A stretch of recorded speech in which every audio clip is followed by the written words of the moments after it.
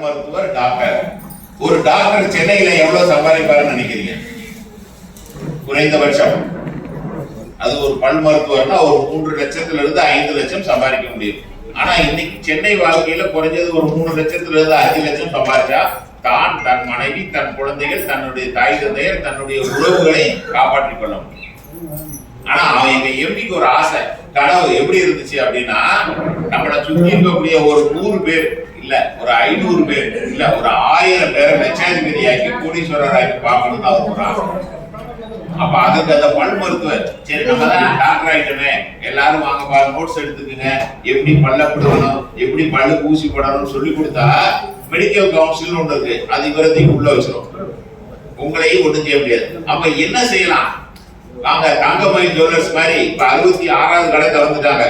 ஒரு கடை திறக்கிறதுக்கு அவங்களுக்கு குறைஞ்சது 25 கோடியில இருந்து 40 கோடி செலவாகும். வாங்க ஆளுக்கு 25 கோடி எடுத்துருவாங்க, நான் பிசினஸ் பண்ணி தரேன்னு சொல்ல முடியுமா? இல்ல போத்தீஸ் ஜவுளி கடை மாதிரி செய்ய முடியுமா? அப்ப முதலீடே இல்லாம ஒரு துறை வேணும் அப்படின்னா அதற்கு ரியல் எஸ்டேட் துறையை செலக்ட் பண்ணாங்க. நல்லா புரிஞ்சுக்கணும், 3 துறையில வேகமா வளரலாம். ஒண்ணு அரசியல், 2வது சினிமா, 3வது ரியல் எஸ்டேட். அரசியல்ல உள்ள நுழைகிற எல்லாரும் முதலமைச்சர் ஆயிட முடியுமா? லட்சத்துல ஒருத்தர் இல்ல, கோடியில ஒருத்தர் தான் ஆக முடியும். சினிமாவில் எல்லாரும் ஹீரோ ஆயிட முடியுமா? அதுலயும் லட்சத்துல ஒருத்தர் இல்ல, கோடியில ஒருத்தர் தான். ஆனா ரியல் எஸ்டேட் துறையை பொறுத்த வரைக்கும் கம்பெனி என்ன சொல்லுதோ அதை புரிந்து நடந்து கொண்டால், நல்லா கவனிக்கணும், புரிந்து நடந்து கொண்டால் நீங்க நிச்சயமா மாதம் முதல்ல லட்சமா சம்பாதிக்கலாம். அந்த லட்சமா சம்பாதிக்கிறதை சேர்த்து வைக்கலாம். நான் முதலையே சொல்லிட்டேன், கை தட்டணும்னா கை 2 கையும் மேல தூக்கி உற்சாகமா தட்டணும்.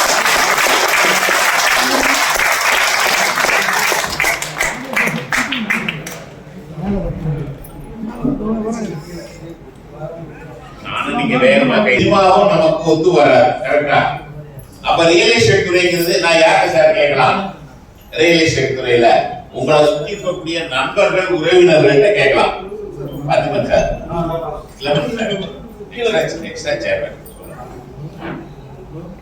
அப்ப நம்மளை சுத்தி இருக்கக்கூடிய நண்பர்கள், உறவினர்கள்ட்ட சொல்லலாம்.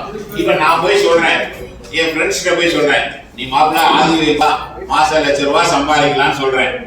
அவன் என்ன தெரியுமா சொல்லுவான்? முதல்ல நீ சம்பாதிடா, உன் லைஃப் ஸ்டைல பார்த்து, போன வாரம் டீ கடையில டீ குடிச்சுட்டு காசு கொடுக்காம போயிட்டாரு, டீ குடிச்ச டீக்கு நான் தான் காசு கொடுத்தேன், என்னை எப்படி போய் ₹1,00,000 சம்பாதிக்கலாம்னு சொல்லி. அப்ப அவங்களுக்கு முன்னாடி நீங்க வளர்ந்து காட்டணும். வளர்ந்து காட்டுறதுன்னா என்ன சார்? நான் இப்ப 6.2 அடி இருக்கேன், சாரி 5.2 அடி இருக்கேன்னா 6 அடிக்கு உயர முடியுமானா இதுக்கப்புறம் என்னால வளர முடியாது. உருவத்தை வேணா வளர்த்துக்கலாம், நல்லா சாப்பிட்டு. ஆனா அதுல வளர்ச்சி நம்ம பட்டுக்கோட்டையார் சொன்னாரு, என்ன சொன்னாரு? ஆளும் வளரணும், அறிவும் வளரணும். அப்ப இந்த அறிவுங்கிறது நீங்க ஒருத்தர் பேசும்போது இருக்கக்கூடிய செய்திகள். நான் மட்டும்தான் மைக்கு பிடிச்சு பேசுறேன்னு நினைச்சீங்க, உள்ள நிறைய பேர் பேசுறீங்க, எனக்கு கொஞ்சம் ரெஸ்ட் கொடுக்குறீங்கன்னு நினைக்கிறேன்.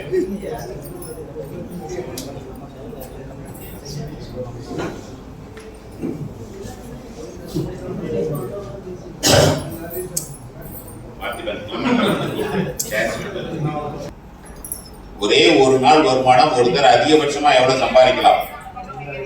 எலான் மாஸ்க் ஒரு நாளைக்கு 4500 கோடி ரூபாய் சம்பாதிக்கிறாரா இந்திய ரூபாய். அவருடைய ஒரு நாள் வருமானம் 4500 கோடி ரூபாய்.